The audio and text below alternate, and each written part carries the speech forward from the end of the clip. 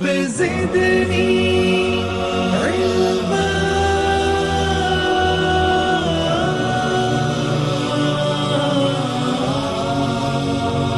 رب زدني علما.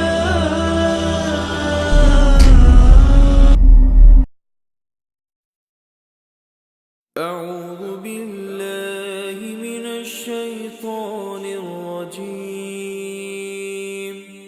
بسم الله الرحمن الرحيم. السلام عليكم ورحمة الله وبركاته.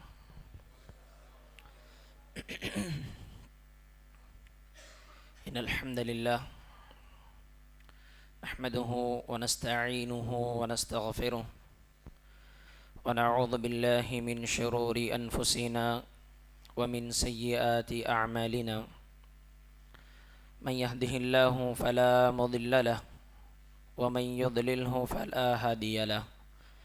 وأشهد أن لا إله إلا الله وحده لا شريك له وأشهد أن محمدا عبده ورسوله. أما بعد، وقال تعالى: أعوذ بالله من الشيطان الرجيم. بسم الله الرحمن الرحيم. إنما هذه الحياة الدنيا لعب ولهو. وقال تعالى: بل تؤثرون الحياة الدنيا والآخرة خير وأبقى. وقال: واضرب لهم مثل الحياة الدنيا كماء أنزلناه من السماء فاختلط به نبات الأرض مما يأكل الناس والأنعام حتى إذا أخذت الأرض زخرفها وزينت وظن أهلها أنهم قادرون عليها أتاها أمرنا ليلا أو نهارا فجعلناها حصيدا كأن لم تغن بالأمس كذلك نفصل الآيات لقوم يتفكرون.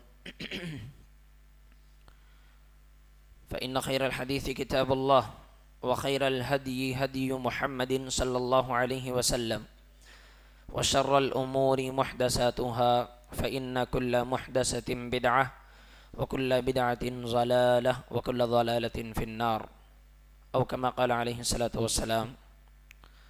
تمام قسم کی تعریف، حمد و ثنا، کبریائی، بڑائی، بزرگی و برتری اس اکیلے تنہا خالق کائنات، مالک ارض و سما اللہ عز و جل کے لیے لائق و زیبا ہے، جس نے ہمیں اور آپ کو پیدا فرمایا اپنی عبادت و بندگی کے لیے، اور جو ہماری ہر ضرورت کا اور ہماری ہر سانس کا اور ہماری زندگی کا مالک اور مدبر ہے، خالق ہے اور ہمارا معبود برحق ہے، جس کا کوئی ثانی نہیں، شریک نہیں. وہ ہمیشہ سے ہے اور ہمیشہ ہمیش قائم و دائم رہنے والا ہے، ہر عیب سے پاک اور بے نیاز ہے.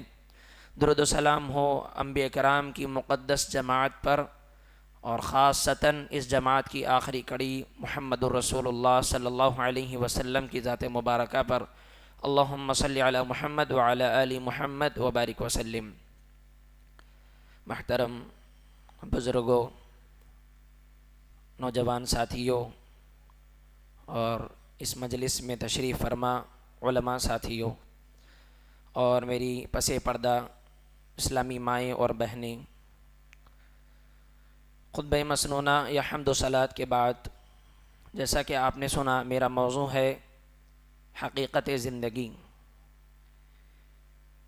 اس موضوع کو سنتے ہی شاید آپ کو پتہ چل رہا ہوگا کہ اس میں ہم اور آپ ہماری زندگی کی حقیقت کو، اس کی اہمیت کو جاننے کے لیے، اور یہ زندگی ہمیں کیوں ملی ہے اس کو سمجھنے کے لیے، اور اس زندگی سے ہم کو مطلوب اور مقصود کیا ہے اس کو جان کر پورا کرنے کے لیے ہم اور آپ یہاں پر جمع ہوئے ہیں.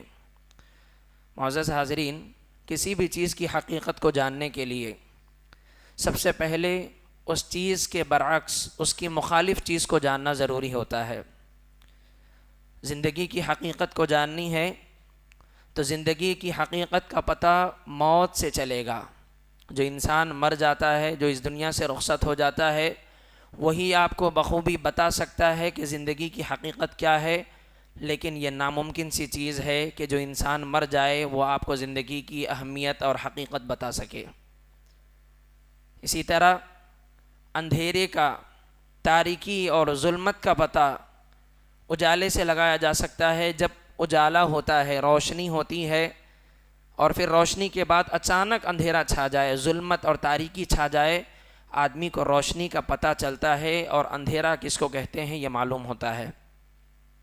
اسی طرح انسان شدید پیاسا ہو، شدت کی پیاس اس کو لگی ہو، شدت کی پیاس میں پانی کی لذت اور پانی جیسی نعمت کا احساس انسان کو ہوتا ہے، اور پانی کی حقیقت کا پتہ اس کو چلتا ہے۔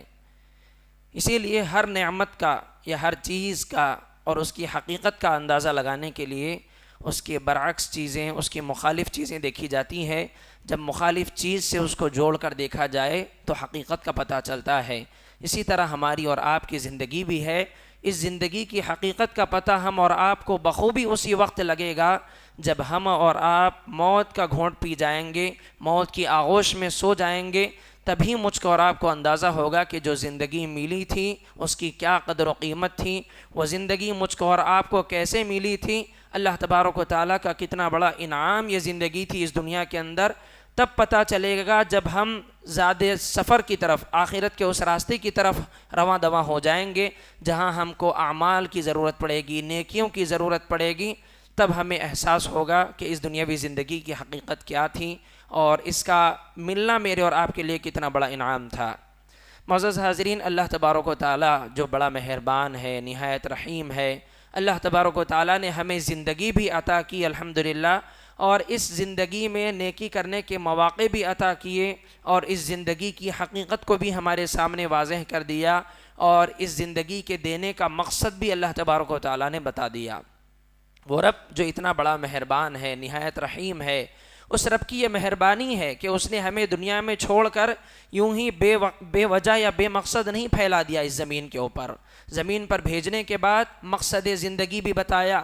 اس دنیا کے اندر جو زندگی ہم اور آپ گزار رہے ہیں، اس زندگی کی دھوکے بازی سے بھی مجھ کو اور آپ کو آگاہ کیا کہ دیکھو یہ زندگی کبھی بھی دھوکہ دے سکتی ہے، کسی بھی وقت تمہاری یہ زندگی ختم ہو سکتی ہے، اور پھر اس زندگی کے دیے جانے کا مقصد کیا ہے، اللہ تبارک و تعالیٰ کی عبادت و بندگی، یہ سب کچھ اللہ تبارک و تعالیٰ نے ہمیں واضح طور پر بتایا۔ اور اسی لیے نبی صلی اللہ علیہ وسلم نے بھی زندگی کی حقیقت کو جاننے کے لیے جو اس کی مخالف چیز ہے موت، اس کو بھولنے سے مجھ کو اور آپ کو منع کیا، اور بلکہ اللہ کے نبی صلی اللہ علیہ وسلم نے بار بار ہمیں موت کی یاد دلائی، موت کا احساس دلایا، اور یہ یاد رکھنے کو کہا کہ ہمیشہ موت کو یاد رکھنا، موت سے غافل نہ ہونا۔ ایسی موت جو تمہاری دنیا کی لذتوں کو ختم کر کے تمہاری زندگیوں کی حقیقت تمہیں بتا دیتی ہے، اس زندگی کو، اس موت کو ہمیشہ اپنی نگاہوں کے سامنے رکھنا۔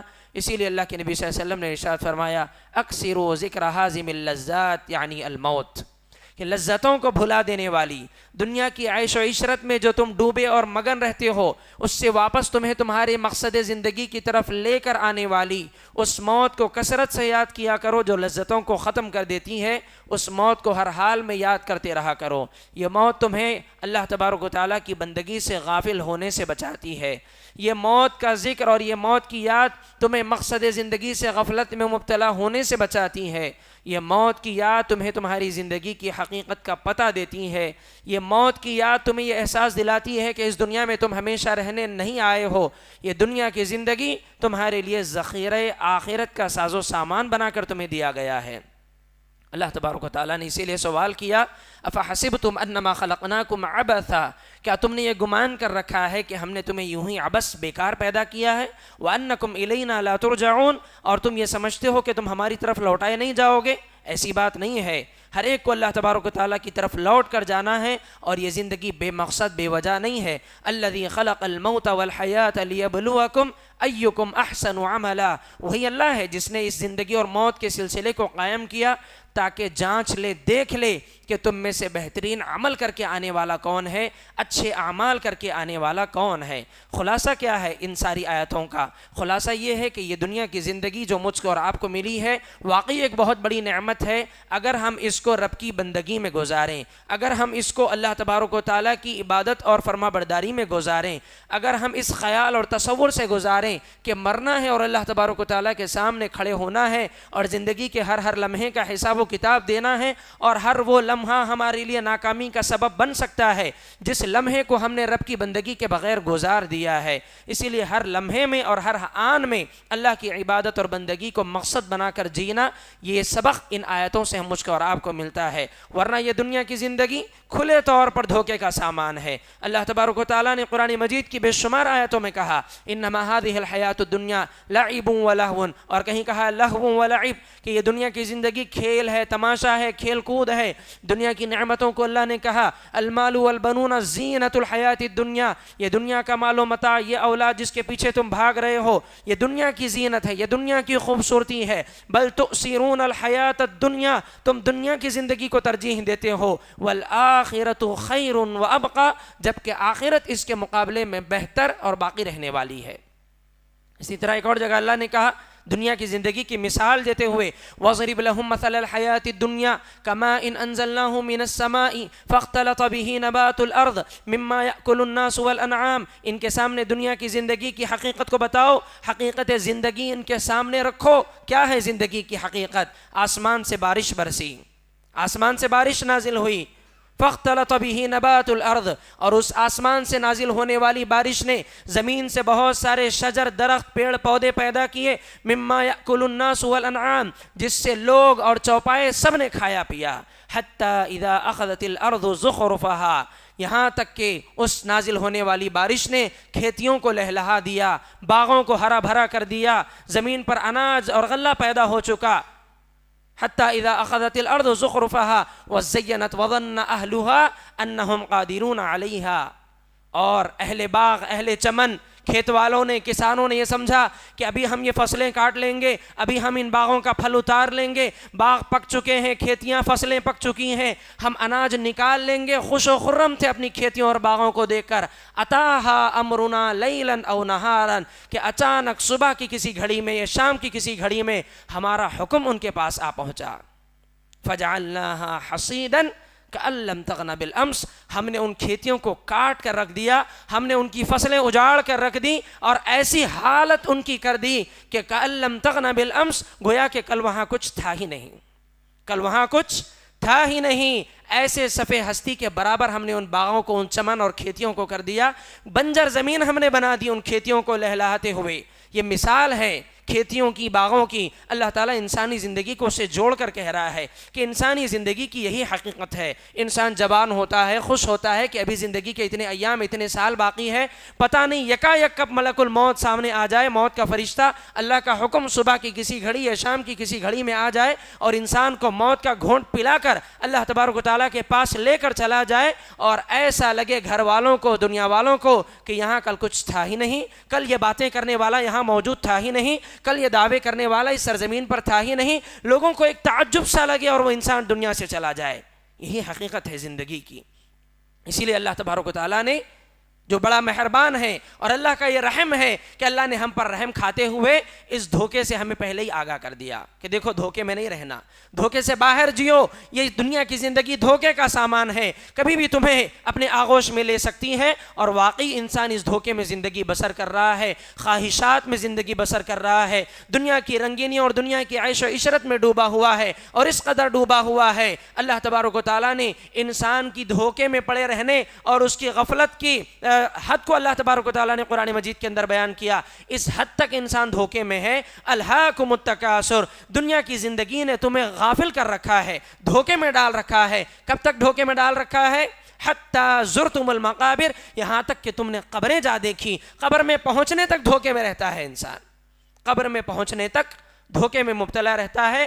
انسان یہ سمجھتا ہے ابھی بلوغت کی عمر آ رہی ہے، ابھی جوان ہوا ہوں، ابھی ادھڑ عمر آنا باقی ہے، ابھی بڑھاپا آنا باقی ہے، توبہ بعد میں کریں گے، نیکیاں بعد میں کریں گے، اعمال صالحہ بعد میں کریں گے، گناہ کل چھوڑیں گے، نیکی پرسوں اختیار کریں گے، یہ رمضان نہیں اگلے رمضان نیک بن جائیں گے، نماز کی عادت اگلے ہفتے سے شروع کر لیں گے، اگلے جمعہ سے اولین وقت میں مسجد میں چلے جائیں گے، تقویٰ کل اختیار کر لیں گے، نماز کل سے نہیں چھوڑیں گے۔ یہ کل کل کل کل کی آس اور کل کل کی امید نے انسان کو ایسے کل تک ٹالا کہ وہ کل جو اس کی قبر میں آنکھ کھول دے، اس کل تک انسان کو ہوش نہیں آتا۔ ایک ایسا کل آتا ہے جس دن وہ قبر میں آنکھیں کھولتا ہے اس کو یہ احساس ہوتا ہے کہ یہ آج ہے جو مجھ سے حساب و کتاب لیا جا رہا ہے، میرا حساب ہو رہا ہے اور مجھے عمل کا کوئی موقع آج نہیں دیا جائے گا، توبہ و استغفار کا کوئی موقع مجھے آج نہیں دیا جائے گا۔ انسان اس حد تک دھوکے میں مبتلا رہتا ہے۔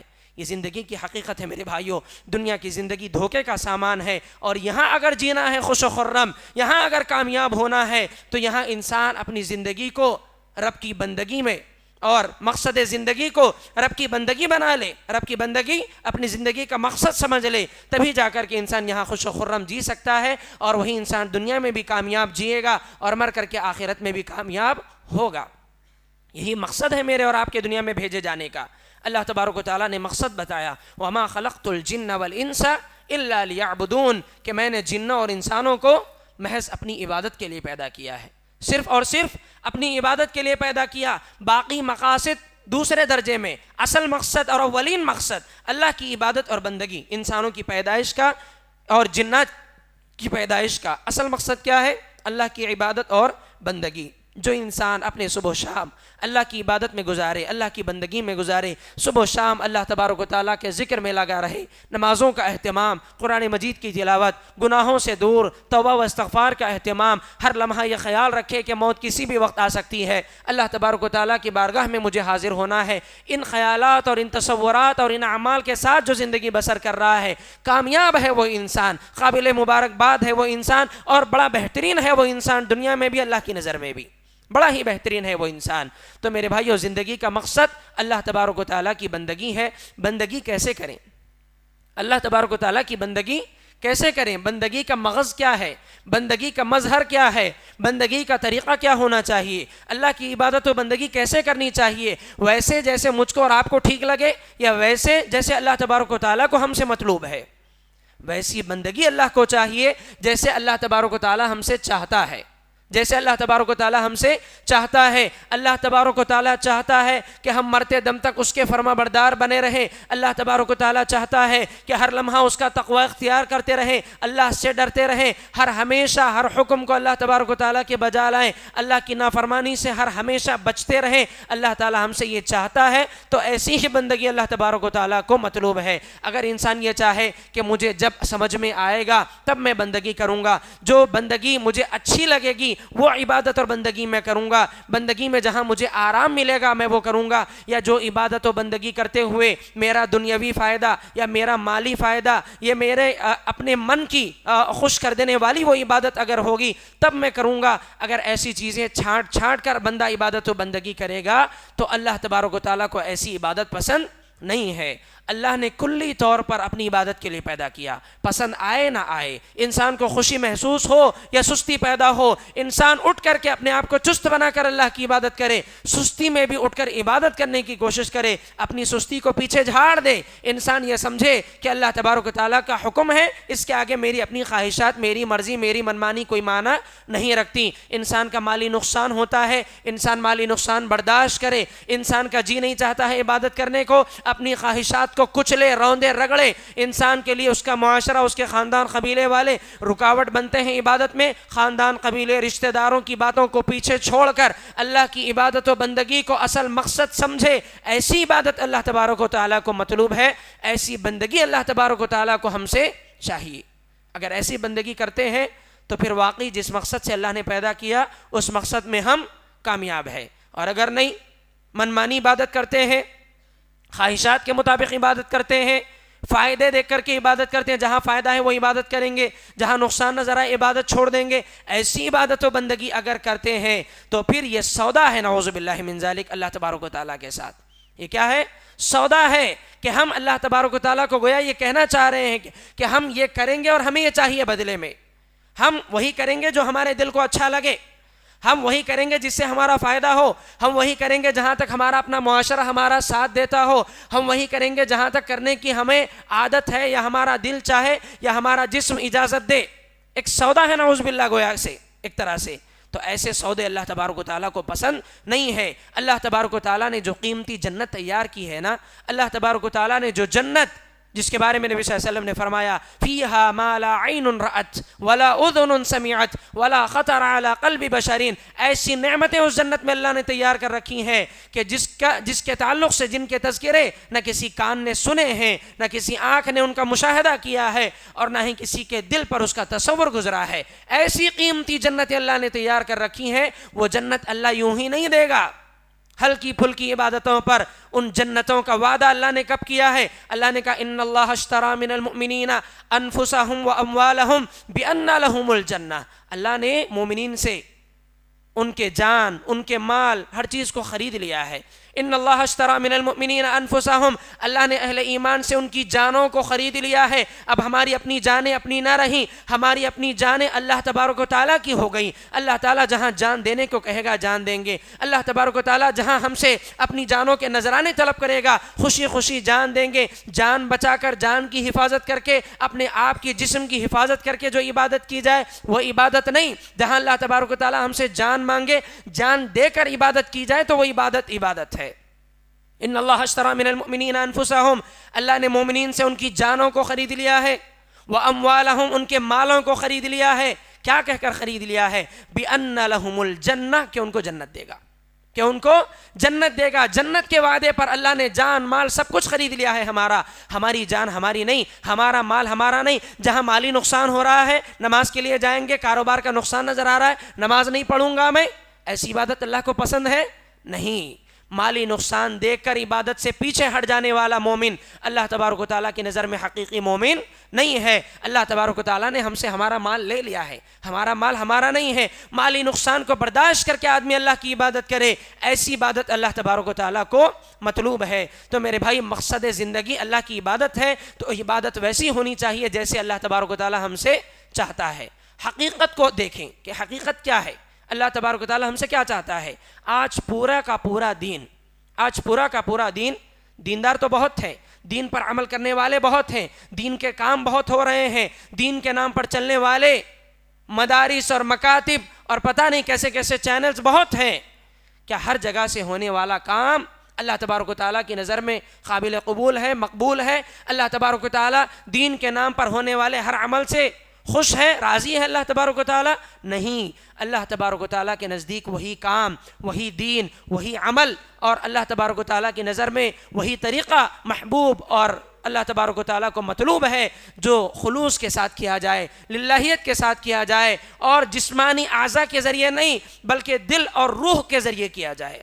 حقیقی دین کو اپنایا جائے، دین کی حقانیت کو جان کر، اس کی روح کو سمجھ کر، اور دل لگا کر جب عبادت کی جائے اور دل لگا کر جب اعمال کو انجام دیا جائے تو وہ اعمال اللہ تبارک و تعالیٰ کی نظر میں مقبول اور منظور ہیں، ورنہ جسمانی طور پر ہونے والا ہر عمل اللہ کو قبول نہیں ہے۔ کلمہ پڑھتے ہیں مسلمان، لا الہ الا اللہ، اس کلمے کی حقیقت کیا ہے؟ اس کلمے کی گہرائی کیا ہے؟ اگر آپ ہر کلمہ پڑھنے والے کو دیکھیں، اکثر کلمہ پڑھنے والوں کے نزدیک یہ کلمہ صرف ایک قول جمیل، خوبصورت کلمہ ہے۔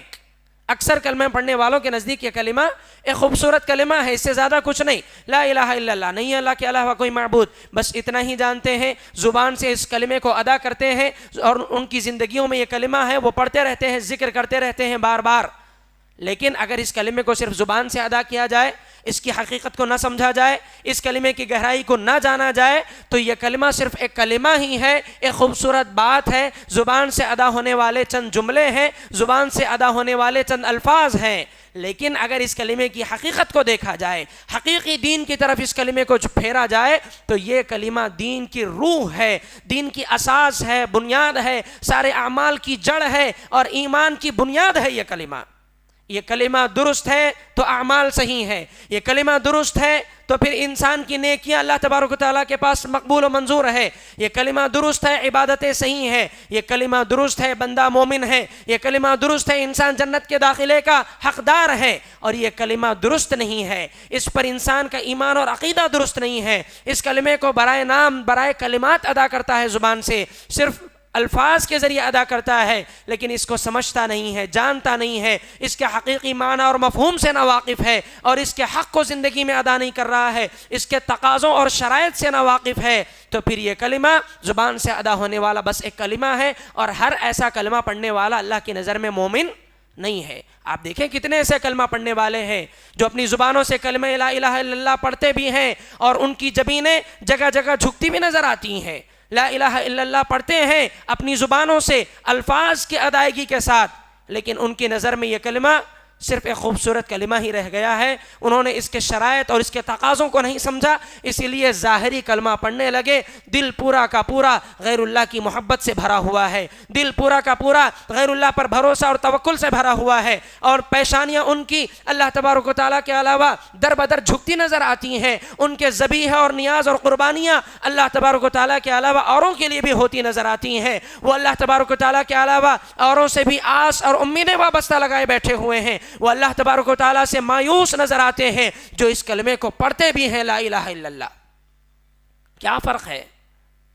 کلمہ تو پڑھ لیا، اور بہت سارے ایسے ہیں جو الحمدللہ کلمہ پڑھنے کے ساتھ ساتھ گہرائی اس کے معنی کو جانتے ہیں، گہرائی سے اس کے مفہوم کو سمجھتے ہیں، اس کے تقاضوں کو پورا کرتے ہیں اور اس پر عمل کرتے ہیں۔ جب کہہ دیا لا الہ الا اللہ کہ اللہ کے علاوہ کوئی معبود نہیں، تو پھر اللہ کے علاوہ کسی کی عبادت نہیں کرتے، بیماری آ جائے شفا اللہ سے طلب کرتے ہیں، اولاد نہ دے اللہ، اولاد اللہ سے طلب کرتے ہیں، بے روزگار ہو جائے رزق اللہ سے طلب کرتے ہیں، اپنے ذبیحے اللہ تبارک و تعالیٰ کی بارگاہ میں اللہ کے نام پر ذبح کرتے ہیں، اپنے صدقہ و خیرات اللہ کے نام پر لوگوں پر لوٹاتے ہیں، اللہ کے نام پر لوگوں کو کھلاتے ہیں، اللہ کے نام پر روزہ رکھتے ہیں، اللہ کے نام کے اللہ کی رضا کے لیے لوگوں سے خوش ہوتے ہیں، لوگوں سے محبت کرتے ہیں، اللہ کی رضا کے خاطر غریبوں اور محتاجوں کی مدد کرتے ہیں، ان کا جینا مرنا اوڑھنا بچھونا زندگی بسر کرنا مرنا سب کچھ اس کلمے کے دائرے میں اور اس کلمے کے ماتحت آ جاتا ہے جب لوگ اس کلمے کو سمجھتے ہیں۔ اور جو نہیں سمجھتے ان کے نزدیک صرف الفاظ ہے یہ کلمہ، اور ایسے الفاظ اللہ کو قبول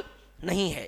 جو زبان سے ادا کر دے اور در بدر جھکتا چلا جائے، زبان سے کلمہ ادا کرے اور اللہ کے علاوہ اوروں کے لیے جانوروں کے ذبیحے پیش کرتا چلا جائے، زبان سے کلمہ لا الہ الا اللہ تو پڑھے، اللہ کے علاوہ اوروں سے مدد بھی مانگتا چلا جائے، لا الہ الا اللہ تو پڑھے، لیکن اللہ تبارک و تعالیٰ کے علاوہ اوروں کو خوش کرنے کے لیے، اوروں کا تقرب حاصل کرنے کے لیے ان کے نام پر جانوروں کے ذبیحے پیش کرے اور ان کے آستانوں پر چادریں چڑھائے یا پھر ناریل اور طرح طرح کی غذائیں پیش کرتا چلا جائے، ان کے نام پر لوگوں کو کھانے کھلائے، ایسی حرکتیں جب کرتا ہے انسان تو پھر ایک ہی کلمہ ہے لا الہ الا اللہ، لیکن پڑھنے والے دونوں کے درمیان جب اتنا فرق ہے تو پھر اللہ تبارک و تعالیٰ بھی ان کو اسی فرق کے ساتھ قبول کرتا ہے۔ جو الفاظ سے ادا کرتے ہیں اللہ ان کو ان کے الفاظ تک رکھتا ہے، جو دل سے قبول کر کے اللہ کے ساتھ اس کو جوڑ کر اسی توحید پر اپنا جینا مرنا گزر بسر کرتے ہیں، اللہ تبارک و تعالیٰ ان کو پسند کرتا ہے، اللہ ان سے خوش ہوتا ہے اور انہی کے لیے جنت کی بشارتیں ہیں۔ اسی طرح دین نام بن چکا ہے ظاہری حرکات و سکنات کا، دین نام بن چکا ہے لباس کا، دین نام بن چکا ہے ظاہری حلیہ اور شکل و صورت کا۔ اصل دین سے آج لوگ ناواقف ہیں، اصل دین لوگوں کی نظر میں دین نہ رہا۔ بندگی کرنا چاہتے ہیں لوگ تو بندگی اس پیمانے پر اتر کر کرنا چاہتے ہیں جو پیمانہ لوگوں نے قائم کیا ہے۔ اس لباس میں بندگی کرو، آپ کی بندگی پرفیکٹ ہے۔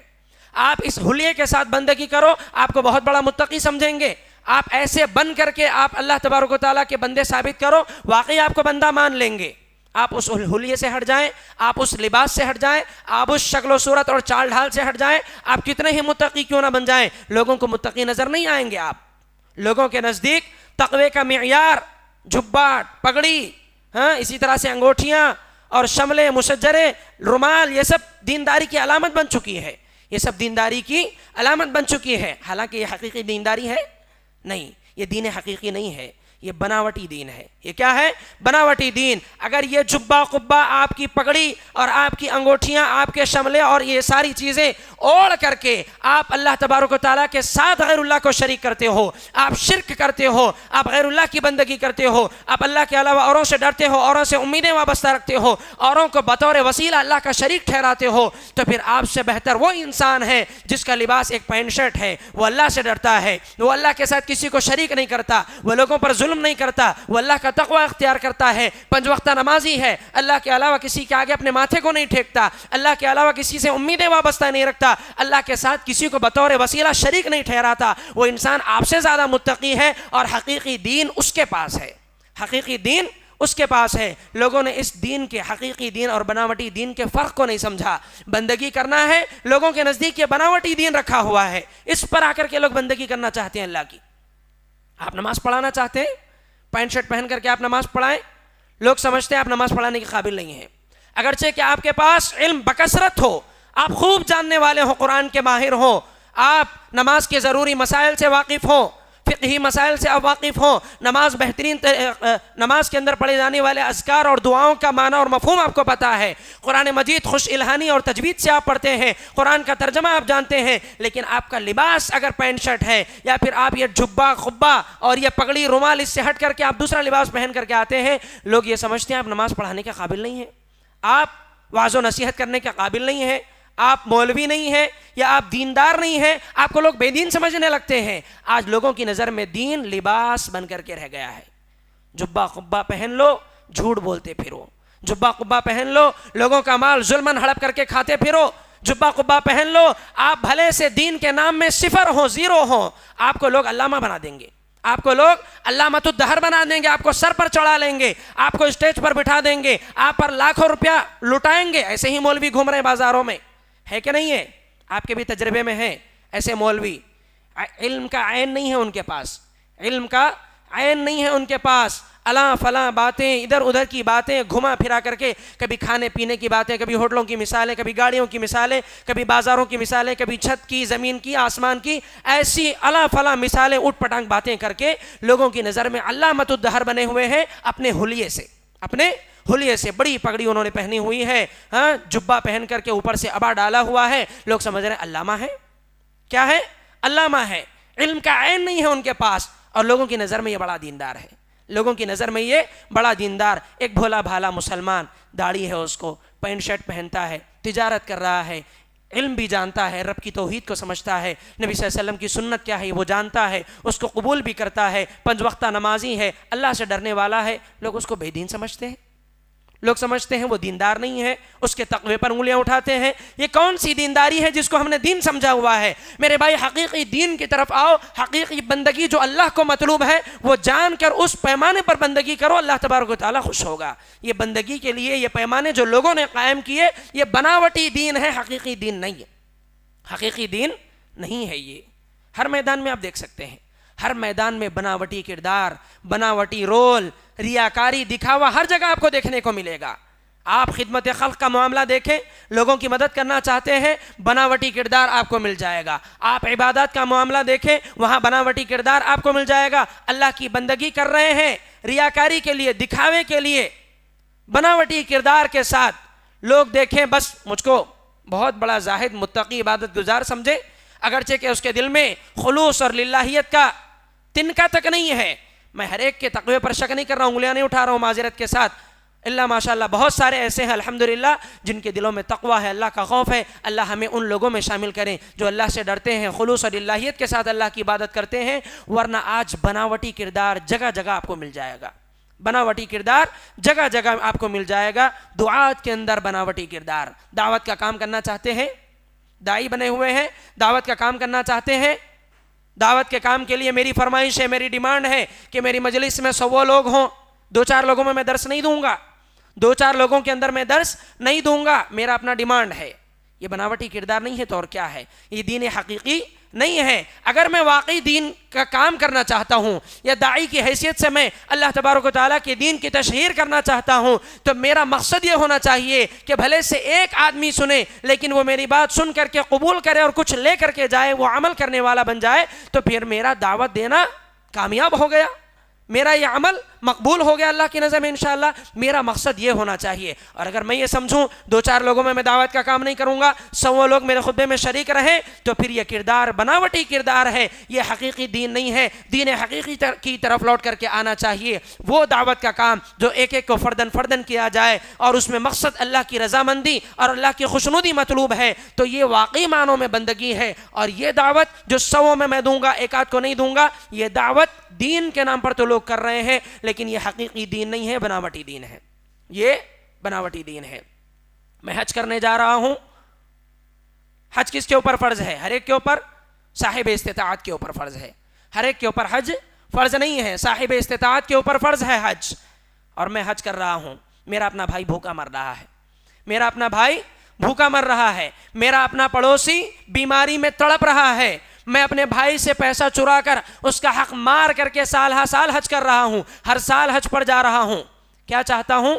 حاجی بن جاؤں، لوگ دیکھیں، اور یہ کبھی کبھی آ بھی جاتا ہے دل میں کہ لوگ مجھے حاجی کہیں، لوگ مجھے حاجی کہیں، ہر سال مجھے حج کرتا ہوا دیکھ کر لوگ مجھے بڑا متقی سمجھے، پرہیزگار سمجھے، اور اگر نہ بھی آ رہا ہے میں حج کرنے جا رہا ہوں عبادت سمجھ کر کے۔ اب آپ بتائیں، اگر میں نے کسی کے ساتھ ظلم و زیادتی کی ہے، ان کا حق مار کر کے میں حج کر رہا ہوں، کسی کا حق چھین کر کے میں حج کر رہا ہوں، کسی پر ظلم کر کے میں عبادتیں کر رہا ہوں، پڑوسی کو تکلیف میں رکھ کر کے میں اللہ کے نام پر لوگوں کو صدقہ خیرات کر رہا ہوں، جبکہ میرا پڑوسی بھوکا مر رہا ہے، یہ دین حقیقی ہے یا بناوٹی دین ہے؟ یہ بناوٹی کردار ہے۔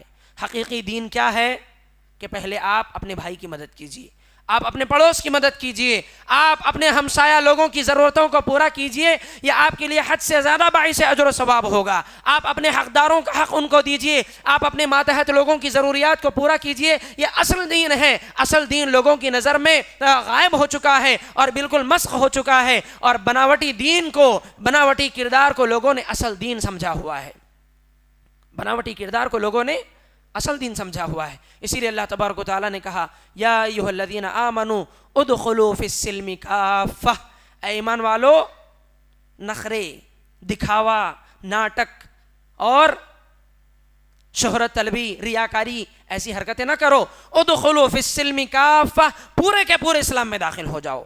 دکھاوے کے لیے، بناوٹی کردار کے لیے، چلو برائے نام کام تو ہو رہا ہے نا، لوگ تو دیکھ رہے ہیں، چار لوگوں کو دیکھنے کو دکھے گا کہ ہم دین کا کام کر رہے ہیں۔ یہ دکھاوے کے لیے ایسی حرکتیں نہ کرو، دکھاوے کے لیے کوئی دین کا عمل نہ کرو، لوگوں کو خوش کرنے کے لیے دین کا عمل نہ کرو، دین کا عمل لوگوں تک پہنچانے کے لیے، دکھانے کے لیے نہ کرو کہ لوگ دیکھ کر کے تو کم از کم سیکھ لیں۔ میں اخلاص کے ساتھ نہیں کر رہا ہوں تو کیا ہوا، لوگ تو مجھے دیکھ کر کے شاید لوگ اخلاص کے ساتھ کر لیں گے۔ یہ سب نیتوں کو رکھ کر کے دین کا کام کرنا یہ دین نہیں ہے۔ اللہ کے نبی اللہ تبارک و تعالیٰ نے کہا، ادخلوا فی السلم کافہ، پورے کے پورے اسلام میں داخل ہو جاؤ۔ ایسے ہی لوگ جو اپنی پسندیدہ چیزوں کو اپنا لیتے ہیں، ناپسندیدہ چیزوں کو چھوڑ دیتے ہیں، ایسے ہی لوگوں کو اللہ تبارک و تعالیٰ نے کہا کہ اسلام کے اندر پورے کے پورے داخل ہو جاؤ۔ ولا تتبعوا خطوات الشیطان، شیطان کے نقش قدم پر نہ چلو۔ انہ لکم عدو مبین، وہ تمہارا کھلا دشمن ہے، وہ تمہارا کھلا دشمن ہے۔ آپ دیکھیں لوگ کیسے دین کو اپناتے ہیں، لوگ کیسے دین کو قبول کرتے ہیں۔ آپ دیکھیں دین کے اندر وہ چیزیں لوگوں کو چاہیے جو ان کے اپنے مزے کی ہے، جو ان کے اپنے مزے کی ہے، یا دین کے اندر وہ چیزیں چاہیے جس سے ان کا اپنا فیشن بھی پورا ہو جائے اور پھر برائے نام دین پہ عمل بھی ہو جائے۔ کچھ عرصہ پہلے تک مولوی چلاتے رہے، کپڑا ڈھکنے سے اوپر رکھو، اوپر رکھو، اوپر رکھو، کوئی نہیں رکھتا تھا، کوئی بھی نہیں رکھتا تھا۔ آج فیشن چلا ہوا ہے ٹخنے سے کپڑا اوپر پہننے کا، ہے نہیں؟ پینٹ پہنتے ہیں یا نہیں پہنتے؟ ایسے پینٹ نکلے ہوئے ہیں، ٹخنے سے اوپر پہنے جا رہے ہیں، لوگ پہن بھی رہے ہیں، شوق سے پہن رہے ہیں۔ جبکہ آپ تھوڑے سال پہلے آپ پیچھے جا کر کے دیکھیں، وہ نیچے لٹکا کر کے پھرتے تھے۔ اگر آپ اب ان سے پوچھیں، کوئی دیندار جا کر کے ان سے پوچھیں، کیا بھائی اوپر ہو گئے آپ کے کپڑے ٹخنے سے؟ نہیں، دین میں بھی ہے نا مول صاحب، دین میں بھی ہے، ٹخنے سے اوپر پہننا ہے کپڑا تو دین پہ عمل بھی ہو رہا ہے، اور آج کل ویسے ہی چل رہے ہیں، تو ایک تیر سے دو نشانے، دونوں کام ہو رہے ہیں۔ اصل میں دین مقصود اور مطلوب نہیں ہے اس کے پاس، اصل مقصد ٹرینڈنگ فیشن جو چل رہا ہے وہ اس کو اپنانا ہے۔ اسی لیے اس نے کیا کیا، اپنا پینٹ ٹخنے سے اوپر کر لیا، دکھا یہ رہا ہے بظاہر کہ میں دین پر عمل کر رہا ہوں، حقیقت یہ ہے کہ فیشن کو اپنانا ہے، ٹرینڈنگ جو چل رہا ہے ویسے چلنا ہے زمانے کے ساتھ۔ یہ دین حقیقی نہیں ہے، یہ بناوٹی دین ہے۔ حقیقی دین کو اگر اپنانے والا ہوتا، جس وقت اس کو حدیث کا پتہ چل گیا، ما اسفل من الکعبین من الازار فی النار، ٹخنوں کا وہ حصہ جو کپڑے سے چھپ جائے گا جہنم میں ہوگا، جس لمحہ وہ حدیث سنتا اسی وقت اپنے کپڑے کو ٹخنے سے اوپر کر لیتا۔ یہ حقیقی دیندار نہیں ہے، یہ بناوٹی دیندار ہے۔ اسی لیے اس نے فیشن کی آڑ میں دین کو قبول کیا ہے۔ داڑھی رکھنے والے سو ایسے آپ کو ملیں گے جن کو پہلے کہا جاتا تھا داڑھی چھوڑ دو، داڑھیوں کو معاف کر دو، ایسی حدیثیں نہیں گزری لوگوں کے سامنے، خطبات میں سنتے ہیں، دروس میں سنتے ہیں، نہیں چھوڑی کسی نے داڑیاں۔ آج فلمی اداکار فرینچ داڑیاں، خشخشی داڑیاں چھوڑ رہے ہیں، ان کی اتباع میں، ان کی پیروی میں، ان کے پیچھے پیچھے چلنے میں ہمارے نوجوانوں نے اس قسم کی داڑیاں رکھنا شروع کیا ہے، اور کہتے ہیں نہیں اسلام میں بھی ہے نا داڑھی چھوڑنا، تو ویسے بھی میں نے چھوڑ لی اور میں فلاں کا فین ہوں، اس نے ایسی داڑھی رکھی ہے اس لیے میں رکھتا ہوں داڑھی۔ تو ایک طرف سے اس کی بھی اتباع، دوسری طرف سے نعوذ باللہ نبی صلی اللہ علیہ وسلم کی بھی اتباع۔ میرے بھائی اگر تو نبی سے محبت کرنے والا ہے تو پھر نبی صلی اللہ علیہ وسلم کی حدیث سنتے ہی تیرا کام تھا کہ تو داڑھی کو معاف کر دیتا۔ تو نے فلاں اداکار کی محبت میں یہ کام کیا، تو نے دین حقیقی کو نہیں اپنایا، یہ بناوٹی کردار ہے، اور یہ کردار اللہ کو پسند ہرگز نہیں ہے۔ اللہ ایسی بندگی ہم سے نہیں چاہتا ہے. گٹکا تمباکو کھا رہا ہے, ایک زمانے سے مولوی چلاتے آ رہے ہیں اللہ نے حرام قرار دیا, نبی صلی اللہ علیہ وسلم نے حرام قرار دیا, نشاور چیزیں اسلام کے اندر حرام ہیں, روکتے آئے منع کرتے آئے, نہیں رکا, مزہ آتا تھا, کھاتا رہا, شراب پیتا رہا, گٹکے کھاتا رہا, تمباکو کا استعمال کرتا رہا. صحت پر بات آ گئی, ڈاکٹر نے سختی سے منع کر دیا, ڈاکٹر نے کہا اب کھاؤ گے تو مر جاؤ گے, اب آپ کے اوپر ہے, مرنا ہے تو پھر کھاؤ. اب روک دیتا ہے. اب اگر کوئی پوچھے کیوں نہیں کھا رہے بھائی, چھوڑ دیا, اب حرام بھی ہے نا اسلام میں, چھوڑ دیا, اب حرام بھی ہے نا اسلام میں, ویسے تھوڑا صحت بھی اچھی نہیں رہ رہی اور اسلام میں بھی حرام ہے اس لیے میں چھوڑ دیا. اسلام تو تیرے نزدیک بہانہ ہے, تجھے اپنی جان بچانا ہے, تجھے اپنی جان بچانا ہے, اسلام تو بہانہ ہے. اگر اسلام پر عمل کرنے والا ہوتا یہ بناوٹی کردار اب نہیں دکھاتا, حقیقی دین پر عمل کرنے والا ہوتا پہلے ہی جب تو نے خطبے میں حدیث سن لی تھی, قرآن کی آیت سن لی تھی, اسی لمحہ اس کو چھوڑ دیتا کہ اللہ نے اس سے منع کیا, نبی صلی اللہ علیہ وسلم نے منع کیا. حقیقی دینداروں کو دیکھنا ہے, صحابہ کی جماعت کو دیکھو, حقیقی بناوٹی کردار نہیں, حقیقی دل و جان سے اسلام پر عمل کرنے والے, رب کی بندگی کو بندگی سمجھ کر کرنے والے اور اس غرض سے کرنے والے کہ رب راضی ہو جائے, ایسی بندگی کرنے والے صحابہ آپ کو ملیں گے. عبداللہ بن عمر رضی اللہ تعالیٰ عنہ کہتے ہیں نبی صلی اللہ علیہ وسلم کے پاس ایک صحابی رسول آئے, ہاتھ میں سونے کی انگوٹھی تھی, نبی صلی اللہ علیہ وسلم نے اتار کر پھینک دیا ہاتھ سے انگوٹھی, کہا مردوں پر سونا حرام ہے, آگ کے انگارے لے کر کے گھومنا پسند کرو گے اپنے ہاتھ میں, اتار کر پھینک دیا. نبی صلی اللہ علیہ وسلم چلے گئے انگوٹھی پھینک کر. نبی صلی اللہ علیہ وسلم کے جانے کے بعد لوگوں نے کہا اللہ کے بندے تیرے اوپر حرام ہے, گھر والوں پر نہیں, یا پھر اس کی قیمت حرام نہیں ہوگی, اس کو بیچ کر کے اس کا پیسہ استعمال کر لے. اور صحابی نے جس کے ہاتھ سے اللہ کے رسول نے انگوٹھی اتار کر پھینکی تھی, انہوں نے کہا اللہ کی قسم جس چیز کو اللہ کے نبی صلی اللہ علیہ وسلم نے میرے ہاتھ سے اتار کر کے پھینک دیا میں کبھی اسے اپنے ہاتھ میں دوبارہ نہیں لوں گا, نہیں اٹھاؤں گا, میں اس چیز کو, میں کبھی اس چیز کو دوبارہ نہیں اٹھاؤں گا. یہ بناوٹی کردار نہیں, یہ دل سے محبت ہے. یہ کس سے محبت ہے؟ دل سے پیدا ہونے والی محبت. یہ لوگوں کو دکھانے کے لیے جبے قبے پگڑیاں امامے پہن کر کے لوگوں کو دھوکہ دینے والی باتیں نہیں ہیں. یہ دل سے آنے والی محبت, یہ دل سے ہونے والی بندگی, یہ نبی صلی اللہ علیہ وسلم کے فرامین کو سر خم اور اپنی جان نچھاور کر کے قبول کرنے والی محبت ہے. یہ خدمت خلق, آج لوگ ایک دوسرے کی خدمت کرتے ہیں, خدمت خلق بھی ایک بہت بڑی عبادت ہے. اللہ کی عبادت میں سے ایک دوسرے پر احسان کرنا, ایک دوسرے کی مدد کرنا, ایک دوسرے کے ساتھ ہمدردی کرنا, خیال رکھنا ایک دوسرے کا, یہ بہت بڑی عبادت ہے. آج یہ عبادت بھی کیا بن چکی ہے؟ شہرت طلبی کا ایک ذریعہ بن چکی ہے, واہواہی کا ایک سبب بن چکی ہے, اور لوگوں کی نظر میں اپنا رعب اور اپنی شہرت اور اپنی واہواہی کروانے کا ایک ذریعہ بن چکی ہے یہ خدمت خلق. جہاں دیکھو کسی کی مدد کرتا ہے, دسیوں گواہ اور دسیوں ثبوت اس کے آپ کو ملیں گے. کسی کو میں نے 10 روپیہ دیا, 10 لوگ دیکھتے ہیں. کسی کو میں نے راشن تقسیم کیا, 10 تصویریں میرے پاس موجود ہیں لوگوں کو کھلانے پلانے کی. میں نے کسی کی مدد کی, میرے پاس ہزاروں گواہ ہیں کہ میں نے لوگوں کو کھلایا پلایا تھا. یہ بناوٹی کردار. اس کے آڑ میں لوگ کیا کہتے ہیں؟ لوگوں کو کھلانا پلانا ثواب ہے نا, خدمت خلق ثواب کا کام ہے نا, ثواب کا کام ہے, ٹھیک ہے. آپ یہ سب چیزیں کیوں کر رہے ہیں کہ دنیا میں آپ اپنے نیک عمل کے گواہ بنا رہے ہیں؟ آپ دنیا میں اپنے نیک عمل پر لوگوں کو واہواہی اور شہرت طلبی کے لیے سامنے رکھ رہے ہیں کہ دیکھو تصویریں لے رہے ہیں.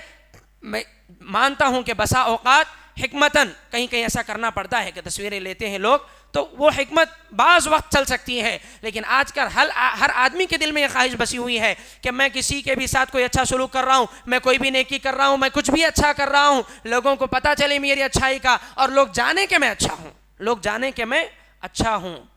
ذمہ داریوں کو پورا کرتے ہوئے آدمی یہ چاہتا ہے کہ میری اس ذمہ داری کا لوگوں کو پتہ چلے کہ میں کتنا ذمہ دار ہوں اور کتنی ذمہ داری سے اپنی ذمہ داریوں کو بخوبی انجام دے رہا ہوں. ایک تھے وہ ذمہ دار حضرت عمر رضی اللہ تعالیٰ عنہ. حضرت عمر رضی اللہ تعالیٰ عنہ کیسے ذمہ دار؟ رات کے وقت نکلے خلیفۃ المسلمین. حضرت عمر رضی اللہ تعالیٰ عنہ کون ہے؟ نبی صلی اللہ علیہ وسلم نے فرمایا لو کان نبی بعدی لکان عمر, میرے بعد اگر کوئی نبی ہوتے تو وہ کون ہوتے؟ عمر ہوتے. یہ وہ مقام و مرتبہ رکھنے والی شخصیت ہے. حضرت عمر رضی اللہ تعالیٰ عنہ راتوں کو نکلا کرتے تھے دورے پر, اپنی رعایا کو دیکھنے کے لیے کہ کس حال میں ہے, کیا چل رہا ہے, دیکھ بھال کے لیے نکلتے تھے. جب رات کو ایک مرتبہ نکلے تو دیکھا کہ ایک خاتون چولہے پر ہنڈیا رکھی ہوئی ہے, اس میں پانی پک رہا ہے. اپنے غلام, غالباً غلام کا جو خادم تھے ان کا نام اسلم تھا, ان کے ساتھ نکلے اور دیکھا چولہے پر ہانڈیاں رکھی ہوئی ہے اور اس کے اندر پانی پک رہا ہے. حضرت عمر رضی اللہ تعالیٰ عنہ قریب گئے, دیکھا کہ اس کے بچے بھی رو رہے ہیں، چولہے پر ہانڈی رکھی ہوئی ہے، اس میں پانی پک رہا ہے۔ عمر رضی اللہ تعالیٰ عنہ نے اس خاتون سے پوچھا کہ اے خاتون یہ کیا کر رہی ہو؟ ہانڈی میں پک تو رہا ہے، صرف پانی ہے، کچھ کھانے پینے کی چیزیں نہیں ہیں، اور تمہارے بچے رو رہے ہیں، یہ کیا پکا رہی ہو؟ اس خاتون نے کہا کہ اے فلاں، تم پتہ نہیں کون ہو، لیکن یاد رکھنا یہ میرے بچے بھوکے پیاسے ہیں، بھوک سے بلک رہے ہیں، تڑپ رہے ہیں، رو رہے ہیں، اور میں بہت دیر سے ان کو جھوٹی تسلی دے رہی ہوں کہ کھانا پک رہا ہے، اور کھانا پکانے کی آس میں کہ کھانا پکے گا تو میں ان کو کھانا دوں گی، اس آس میں نے ان کو بیدار رکھا ہوا ہے، اور چولہے پر یہ پانی پک رہا ہے، بچے انتظار میں ہیں، شاید دیکھتے دیکھتے سو جائیں گے، اور میں یہ پانی ایسے ہی پکاتی رہوں گی، لیکن یاد رکھنا کہ امیر المؤمنین کو قیامت کے دن اللہ پوچھے گا کہ اس کی خلافت میں میں اور میرے بچے بھوکے پیاسے سو رہے ہیں، اللہ پوچھے گا میرے بچے بھوکے رو رہے ہیں۔ حضرت عمر رضی اللہ تعالیٰ عنہ کو زار و قطار رونا آیا، اور سیدھے بیت المال کی طرف رخ کیا، مسلمانوں کا جو بیت المال تھا اس کی طرف رخ کیا، اور رخ کر کے سیدھے وہاں پہنچے، ساتھ میں غلام بھی ہے اور خادم بھی ہے، اور وہاں پہنچ کر کے بیت المال سے آٹے کی ایک بوری تھیلی اٹھائی اور اپنے کندھے پر ڈالا، کھانے پینے کا کچھ سامان لیا، لے کر کے آنے لگے۔ حضرت عمر رضی اللہ تعالیٰ عنہ سے ان کے خادم نے کہا کہ امیر المؤمنین ہو کر کے کھانے پینے کا سامان اور آٹے کی بوری اٹھا کر کے چل رہے ہو، آپ یہ مجھے دے دیجئے، میں اٹھا لوں گا، یہ میری ذمہ داری ہے، میں خادم ہوں آپ کا، میں اٹھا لوں گا، آپ یہ مجھے دے دیجئے۔ عمر رضی اللہ تعالیٰ عنہ نے پلٹ کر کے اس کی طرف دیکھا، خادم کی طرف، اور سوال کیا کہ کیا قیامت کے دن میں میرے اعمال کا بوجھ اٹھائے گا؟ آج میرا یہ وزن، میری یہ ذمہ داری اٹھانے کی بات کر رہا ہے، قیامت کے دن بھی میرا یہ وزن اٹھائے گا، میرے اعمال کا بوجھ اٹھائے گا؟ خادم فوری پیچھے ہٹ گیا، کہا کہ نہیں، قیامت کے دن کا معاملہ تو بڑا سنگین ہے، اس دن کوئی کسی کا بوجھ نہیں اٹھا سکتا۔ خادم ایک قدم پیچھے ہٹ گیا۔ عمر رضی اللہ تعالیٰ عنہ وہ سامان لے کر کے آئے، اور خود اپنے ہاتھوں سے آٹا گوندا اور روٹی ڈالی، اور اس عورت کو کھانے کا سامان پیش کیا۔ کھانا پیش کر کے جب وہاں سے جانے لگے، اس عورت کو نہیں پتا کہ یہ عمر رضی اللہ تعالیٰ عنہ ہے، اور دیکھیں کیسے چپکے سے اپنی ذمہ داری کو پورا کر دیا۔ اس عورت نے پلٹ کر کے کہا انت اولا و احق من امیر المؤمنین، تم زیادہ حق رکھتے ہو امیر المؤمنین سے زیادہ کہ تم امیر ہو مومنوں کے، عمر سے زیادہ تم حق رکھتے ہو کہ تم امیر المؤمنین بنو مومنوں کے۔ عمر رضی اللہ تعالیٰ عنہ کی آپ کے اخلاص اور آپ کے خلوص اور للہیت پر قربان جائیے، پلٹ کر نہیں کہا اس عورت سے کہ میں ہی عمر ہوں، پلٹ کر نہیں کہا میں ہی عمر ہوں، خاموشی سے وہاں چلے گئے۔ یہ ہوتا ہے اخلاص، یہ ہوتی ہے رب کی خالص بندگی، بناوٹی کردار نہیں، دکھاوا نہیں، ریا نہیں، نمود نہیں، جو کام کریں اللہ تبارک و تعالیٰ کی مرضی، اس کی خوشنودی، اس کی رضا اور اس کی جنت طلبی یہ مقصود ہو انسان کا۔ ایسے کردار نہیں ہے آج ہماری تاریخ کو پڑھ کر کے دشمنان اسلام اور خود ہمارے اپنے مسلمان پریشان اور حیران کن ہیں کہ کیا ہوا ہے اس قوم کو۔ یہی وہ قوم ہے جو ماضی میں ترقی یافتہ رہی ہے، ملکوں کے ملک فتح کرنے والی، اور دنیا کے کونے کونے تک اپنی حکومت اور سلطنت کو پہنچا چکی یہ قوم ہے، اور آج کیا ہو گیا ہے کہ شکست کھا گئی ہے یہ قوم، اور مظلومیت کی زندگی بسر کر رہی ہے یہ قوم، ناکام و نامراد ہے یہ قوم۔ آج دنیا والوں کو تعجب اور حیرت ہے ہماری اس ناکامی پر، ہماری اس تنزلی پر، اور ہماری اس ذلت و رسوائی والی زندگی پر افسوس اور حیرت ہے ان کو۔ اور اس حیرت کا اگر علاج اور سبب تلاش کریں تو سبب یہی ملے گا مجھ کو اور آپ کو کہ وہ دیندار تھے، حقیقی دیندار، اور آج دیندار ہے بناوٹی دیندار۔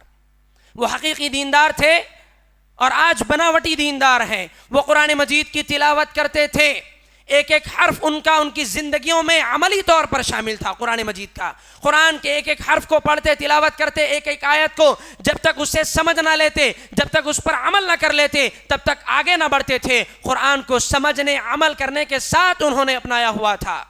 اور آج قرآن مجید ہمارے بھی ہاتھوں میں ہے، وہی قرآن ہے، بناوٹی کردار اس قرآن کے ساتھ میرا اور آپ کا۔ قرآن پڑھ رہے ہیں، پڑھا رہے ہیں، ہزاروں حافظ قرآن موجود ہیں، مسجدوں میں قرآن کے دروس دیے جا رہے ہیں، خطبوں میں قرآن مجید سنایا جا رہا ہے، رمضان میں تراویح کی شکل میں قرآن مجید سنایا جا رہا ہے۔ کیوں ترقی نہیں ہو رہی ہے اس قرآن کو ساتھ رکھ کر کے بھی؟ اسی لیے نہیں ہو رہی ہے اس پر عمل کرنا ہم نے چھوڑ دیا۔ اس قرآن سے ہمارے رشتے اور تعلقات کمزور ہو گئے، پڑھنے کی حد تک ہم نے اس کو رکھا، خوش الہانی سے سننے کی حد تک ہم نے اس کو رکھا، اس قرآن پر عمل ہمارے نزدیک ختم ہو چکا۔ ورنہ یہی قرآن ہے، اور نبی صلی اللہ علیہ وسلم کے وعدے اور نبی صلی اللہ علیہ وسلم کے الفاظ नऊज़ बिल्लाह कभी झूठे नहीं हो सकते। नबी सल्लल्लाहु अलैहि वसल्लम ने फरमाया इन्नल्लाह यरफ़अु बिहाज़ल किताबि अक़वामन व यज़अउ बिही आख़रीन, अल्लाह इसी कुरान के ज़रिए कई कौमों को बुलंदी तरक्की अता करता है और इसी कुरान के ज़रिए कई कौमों को पस्ती और ज़िल्लत में डाल देता है अल्लाह तबारक व तआला। यही कुरान था जिसको थाम कर, जिस पर अमल करके, जिसके एक एक हर्फ को अपने सीने में बसा कर, अपने अमल में लाकर सहाबा कराम ने बकरियों के चरवाने वाले, नंगे पाँव फिरने वाले, गरीबी और फाक़ा कशी में ज़िंदगी बसर करने वाले खिलाफत की महार को उन्होंने संभाल लिया था। और यही वो कुरान है ताकों में सजाकर, मुर्दों पर पढ़कर, खत्म कुरान घरों में करके, घर भरोनी के मौके पर पढ़कर, उसकी तावीज़ें गले में लटकाकर, उसके अमल से अपना रिश्ता और ताल्लुक़ तोड़कर आज हमने अपने आप को तनज़्ज़ुली और ज़िल्लत और रुसवाई का शिकार बना दिया है। इसी कुरान से रिश्ता जब हमने तोड़ा तो फिर आज ये दिन देखने को मिल रहा है। इसीलिए शायर ने कहा था वो मुअज़्ज़ज़ थे ज़माने में मुसलमान होकर और हम खार हुए तारीक़ कुरान होकर। कुरान को छोड़ा, अमली लिहाज से इस कौम ने ज़िल्लत और रुसवाई को अपना मुक़द्दर बना लिया। तौहीद, कलमा ला इलाहा इल्लल्लाह, ये पढ़ने का एक कलिमा नहीं, पढ़ते हैं, पढ़ाते हैं, जिक्र करते हैं, रट्टे मारते हैं, यही वो कलिमा था जो माजी में और हमारे असलाफ के नज़दीक ईमान की रूह थी, ईमान का मग़ज़ था, ईमान की जान थी, अमाल की कबूलियत की शर्त मानी जाती थी। मुसलमान होने का बुनियादी वजह और बुनियादी सबब और मकसद ये कलिमा था। इस कलिमे को जो ना समझे वो मुसलमान नहीं समझा जाता था। इस कलिमे को समझकर कोई ऐसा आपको मिलता नहीं था जो दर दर भटकता हुआ नजर आए। इस कलिमे को भी समझे, शिर्क भी करता नजर आए। इस कलमे को भी समझे, अल मदद या फलां के अलम अपने घरों पर बुलंद करे। इस कलमे को भी समझे, या अली मदद या रसूलुल्लाह मदद के नारे भी लगाए। तो फिर कहाँ से इस कलिमे को कबूल करके तरक्की मिलेगी? वरना यही वो कलिमा है जिसके बारे में अल्लाह तबारक व तआला कहता है। क्या कहा अल्लाह तबारक व तआला ने? अंतुमुल अअलौन इन कुंतुम मुमिनीन, तुम गालिब रहोगे अगर तुम मोमिन रहोगे।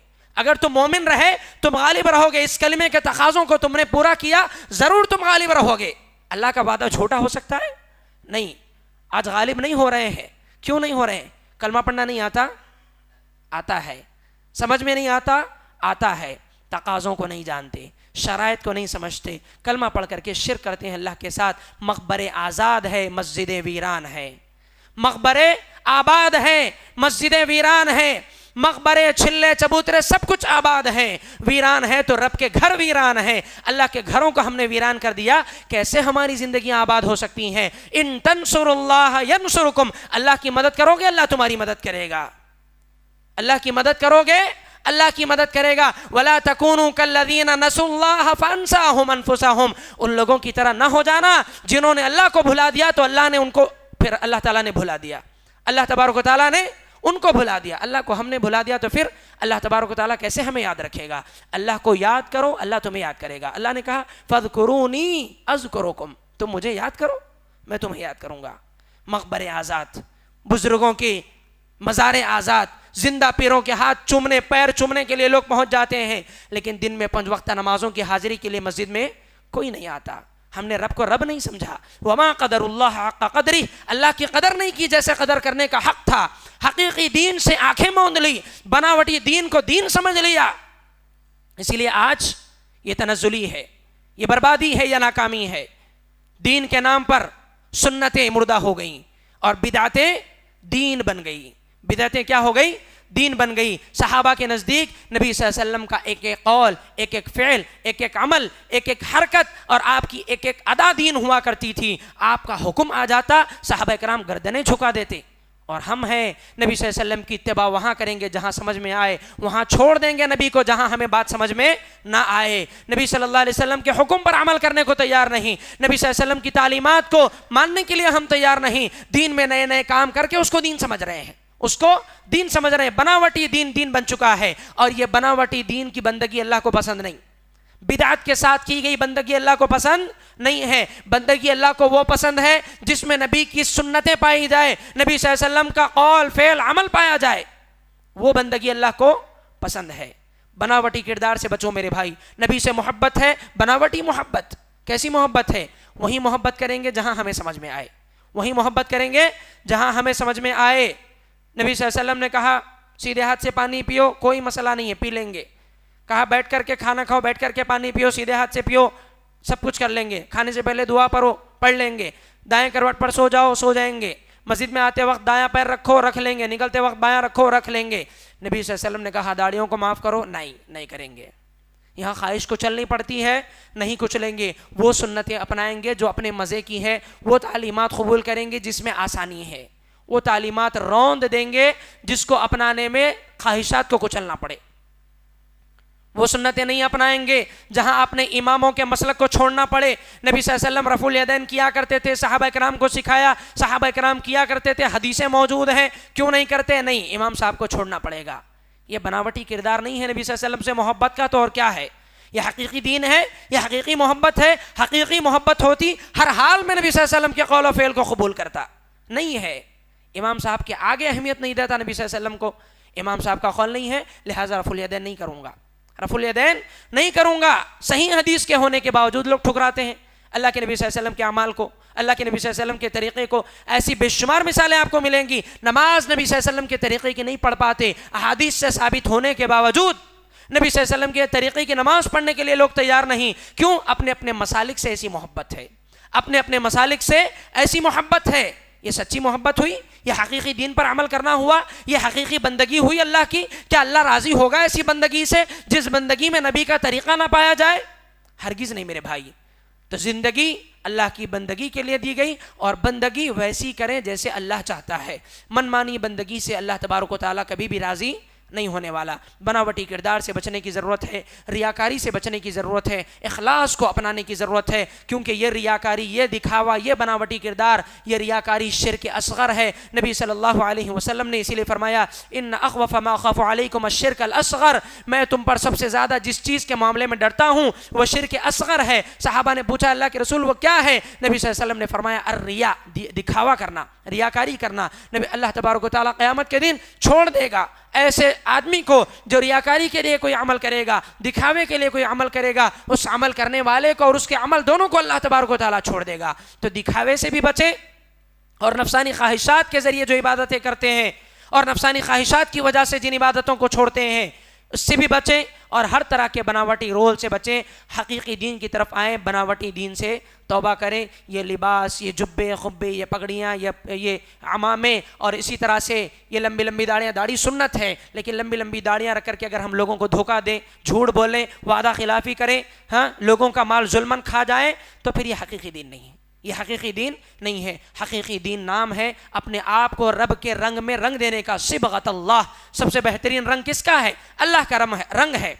ومن احسن من اللہ صبغہ ونحن له عابدون، اور اللہ کے رنگ سے بہتر رنگ کس کا ہو سکتا ہے؟ اور ہم اسی کی عبادت کرنے والے ہیں. تو اللہ کے رنگ میں اپنی زندگی کو رنگ دینا یہ اصل بندگی ہے. زندگی رب کی بندگی میں گزرے یہ سب سے اصل مقصد اور کامیابی ہے، اور زندگی بے بندگی یہ شرمندگی ہے، یہ شرمندگی ہے. میرے حال اللہ تبارک و تعالیٰ سے دعا ہے اللہ مجھ کہنے والے کو اور ہم تمام سننے والوں کو زندگی کی حقیقت کو سمجھنے کی توفیق عطا فرمائے، اور جس مقصد سے اللہ نے پیدا کیا اس مقصد کو جان کر، اس مقصد کو اپنا کر، اس مقصد کے مطابق زندگی بسر کرنے کی توفیق عطا فرمائے. اور اللہ تعالی ہمیں اس کی عبادت و بندگی ویسے کرنے کی توفیق عطا فرمائے جیسے اللہ کو ہم سے مطلوب ہے، ویسے کرنے کی توفیق عطا فرمائے جیسے اللہ کے رسول نے ہمیں سکھائی ہے. اور اللہ تبارک و تعالی بناوٹی کردار سے، دکھاوے کی بندگیوں سے، دکھاوے کے اعمال اور دکھاوے کے معاملات سے اللہ تبارک و تعالی ہم سب کو بچائے، اور حقیقی تقوی اللہ تبارک و تعالی ہمارے دلوں میں پیدا فرمائے. اللہ کے نزدیک سب سے زیادہ معزز وہی ہے جس کے دلوں میں تقوی ہے. ان اکرمکم عند اللہ اتقاکم، تم میں سب سے زیادہ شریف، عزت دار اللہ کی نظر میں متقی ہے. اللہ ہمیں حقیقی تقوی نصیب فرمائے، اللہ ہمیں حقیقی اخلاص نصیب فرمائے. اللہ تبارک و تعالی ہماری زندگیوں کے اندر خلوص اور للہیت پیدا فرمائے. اللہ تبارک و تعالی ہمارے ہر چھوٹے بڑے نیک عمل کو قبول فرمائے، اور ہر چھوٹے بڑے گناہ کو اللہ تبارک و تعالی معاف فرمائے. اللہ تبارک و تعالی نیکی کی طرف سبقت کرنے کی توفیق عطا فرمائے، اور گناہوں سے اللہ تبارک و تعالی ہم سب کو دور رکھے. اللہ تبارک و تعالی اس مجلس میں جمع ہوئے تمام ہی حاضرین کے وقت کو باعث برکت بنائے، اور اللہ تبارک و تعالی ہمیں اور مزید علم حاصل کرنے، عمل کرتے رہنے کی توفیق عطا فرمائے. جو بھی باتیں کہی گئی اللہ سب سے پہلے مجھے کہنے والے کو اور باقی ہم سبھی سننے والوں اور سننے والیوں کو عمل کرنے کی توفیق عطا فرمائے. اللہ تبارک و تعالی ہمارے یہاں آنے بیٹھنے سننے کو قبول فرمائے، اور اس کو ہمارے میزان حسنات میں جمع فرمائے. اور اللہ تبارک و تعالی اس مسجد کے ذمہ داران کو، کمیٹی کو اللہ تبارک و تعالی خیر و عافیت سے نوازے.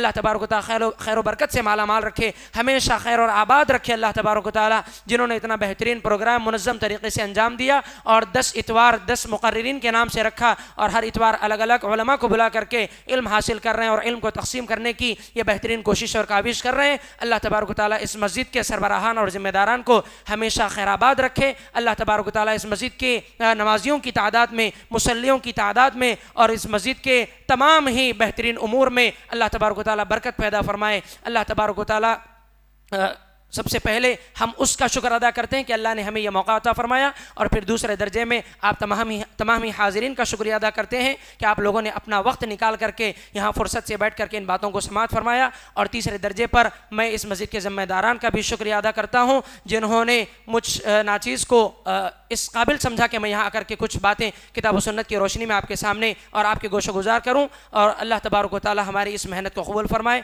اور جو کچھ بھی میں نے کہا ہے اللہ تبارک و تعالی ہمیں اس پر عمل کرنے کی توفیق عطا فرمائے۔ آمین۔ اقول قولی ھذا استغفر اللہ لی ولکم ولسائر المسلمین وآخر دعوانا ان الحمد للہ رب العالمین۔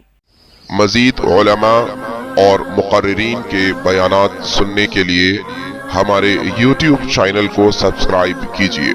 جزاک اللہ۔